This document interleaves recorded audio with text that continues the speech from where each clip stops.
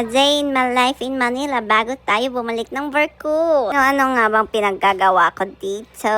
Ito nga guys, dahil pagod ako sa paglakad ng mga papeles ko, nag-decide muna akong magpa-parlor bago bumalik ng barko. So ayan, nagpalinis ako ng mga kukuko. Ang kamay ko naman guys, ang daming kalyo. Dinaig pa ang kalyo sa paa ko. Oh, ang daming dry skin. At least nagkaroon ng time para magpa-manicure. Ayan, beautiful na ulit. Ready nang humawak ng dollar. Green na green. Siyempre, nagpaayos din tayo ng hair. Sobrang dry na kasi ng hair ko, guys. Nagpa-Brazilian blowout ako kay bakla.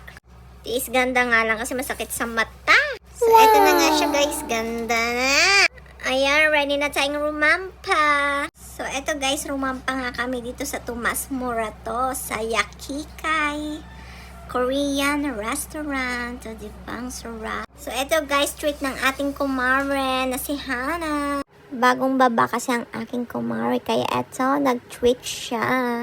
Ayan nga't nag-enjoy kami at nabusog. Lang mga ganap sa buhay ko bago ako bumalik ng barko. Thank you guys. Bye!